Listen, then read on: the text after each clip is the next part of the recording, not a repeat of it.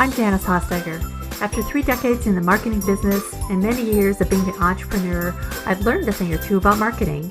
Join me as we talk about marketing, small business, and life in between. Welcome to My Weekly Marketing.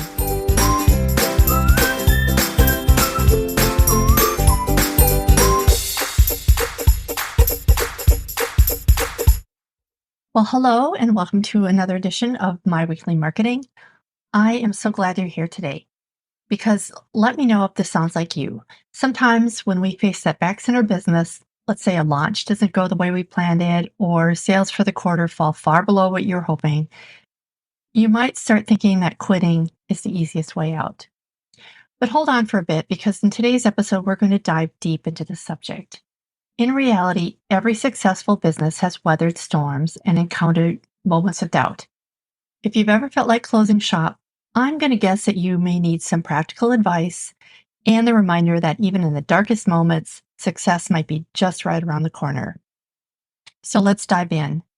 So first off, you may wonder, why are we talking today about this? Why are we not talking about marketing? Isn't this a marketing podcast? Yes, it is. And sometimes when a product doesn't work, when our launch doesn't fly, we look at ourselves and we want to give up, when in fact, it's your marketing or your offer that is the problem instead. It feels personal, like you did something wrong. First of all, let me say you probably did, but that doesn't mean it's time to give up. The magic is in the debrief. So taking a look at the numbers and determining why you had the problems you did. For example, several years ago, I had a custom invitation business.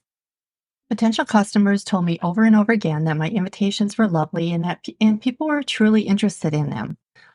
Although I did make sales, it wasn't enough to keep the business afloat long term. And I made several errors, both in my business model and marketing. But instead of looking objectively at what I could change, I did something else. I blamed myself, told myself the idea was stupid, told myself that I wasn't good at business. And I remember even today, I had just returned home from a bridal show where I was trying to sell my invitations and it didn't go well. And I sat in front of the fireplace and just started crying, staring at the fire and wondering how I could have deceived myself into thinking that I could do this. In short, I was mentally and emotionally crashing and burning.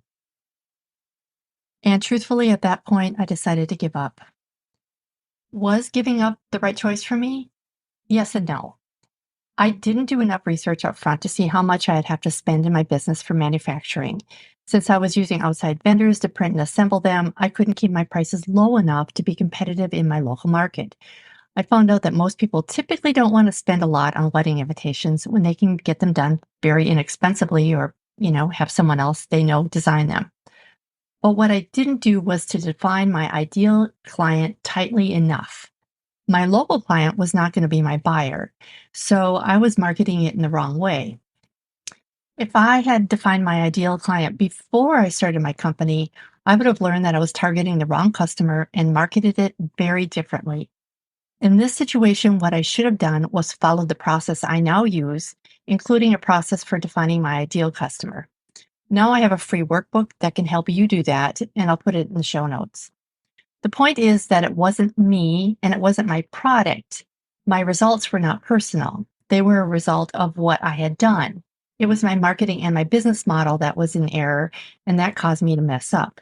I made an emotional decision about something that should have been factual when I sat in front of my fireplace, shed my tears, and decided to give up. So, why do you want to give up? Think about this clearly and take some time. What part of what you're doing isn't working well? Is it taking too much time? Maybe you can delegate some tasks to an inexpensive virtual assistant or automate some things. Are you just not making as many sales as you hoped? That's something that we've all experienced at some point, and there's a logical, valid reason for it. It's not personal. Even if you have a personal brand, it's still not personal. If there's truly a market for what you're selling, if you've niched down enough so that you can give your specific ideal customer what they're looking for to solve an actual problem that they have, then the problem is not with you, but your business model, your marketing, or your sales. The next thing you should ask yourself is what are your expectations? In any business, you can expect to struggle at some point. You will fail. With every action, you will either get the results you want or the lesson you needed. I'll say that again. With every action, you either get the results you want or the lesson you need. Don't let your setbacks knock the wind out of you like I did. As Vince Lombardi once said, it's not whether you get knocked down, it's whether you get back up. So, do you know who your ideal customer is, or are you guessing? The first thing I do with my clients is to have them determine their ideal customer and then learn everything they can about them: where they hang out online, what they drive, what they eat, where they live, what they do for a living. What profiles do they follow on Instagram or on Facebook? What do they do on weekends? The more you can get to know this person, the more you will create messaging that speaks to their needs. Then ask, does your product or service meet a need they have? Is there a demand for your product? It's such a simple question, but unless you're really getting to know your ideal customer, you might miss it. In the case of my wedding invitation business, if I'd have known that brides that I was marketing to were cash strapped, I would have looked for a completely different market. What should I have done? I should have asked them and got feedback either through a conversation or a survey. Knowing what they were really looking for, I would have marketed to them very differently, and I would have done the math. Would I have been successful? Well, the sad thing is, I will never know. The second thing to ask yourself is your marketing solid? Once you get to know this ideal customer, I would follow along what I call the trail to the sale. I go through each step in a free download that I have, and I'll put the link on the show notes. So, the first step on the trail to the sale is the awareness phase. Where do they get to know you? Are people even aware that your business exists? This is where your target customer first discovers you, and that's also where you should establish some credibility. Are you doing all of those things in that awareness phase? The second stage is the consideration stage. This is a stage where you can diagnose your target customer's symptoms and show them how they can be transformed by your product or service. Did you have a way for prospects to join your list, your email list? Did you nurture them with email? Leads nurtured through email are 300% more likely to buy and spend 47% more. Were you able to address people's concerns in working with you? The third phase is the compare phase. Were you able to communicate how you're different and better than the competition? Keep in mind that your competitor might just be what they're currently doing to solve their problem. It may not actually be another product or service out there. It just may be what they've developed in a way to solve their current problem. The fourth stage is the evaluation stage. People are more likely to make larger purchases if they have a positive experience with their first purchase. So you want to give them an option for buying that's sort of a no-brainer. So what could you do to persuade them to make that first sale? What could you offer them that would be an easy to try option for them? The next phase is the selling phase. What did you do to invite them to buy? Did you ask for the sale? How was your pricing? Was it in line with what your ideal customer would spend to solve the problem? Did you address their questions and concerns? And then the sixth phase is what I call the supersize phase. And that's an upsell or a next sell. So, is that something that you offer to them? Where could you be leaving money on the table when they make their initial sale? It's something to look at. And the next phase is the serve phase. Did you follow up and serve them after your initial sale? How was your customer service? And then the last phase is the send stage. Did you encourage or incentivize customers to refer you to others? So all of these together, I mean, there's a lot of steps in there, and there's a lot of places where we can sometimes drop the ball, or we can sometimes, not follow through. So it's really a good exercise to go through. Just go ahead to my show notes page and download the link, and then kind of go through that worksheet and figure out where you may have dropped the ball or where the problem arises. There's always a solution to the problem. One thing that's actually part of that sales stage or that sell stage is whether or not you countered your buyer's objections. So when you were selling, were you able to address and kind of counter their objections that they had? If not, go back and do that. Ask people why they didn't buy, either through interviews or a poll. You may be surprised at how simple this process is. And try to get to the issue behind the issue. For example, they may not have bought a coaching package from you because they thought it was too expensive, but maybe you didn't communicate the monetary or the other type of value that they'd receive. Or maybe they just needed a payment plan.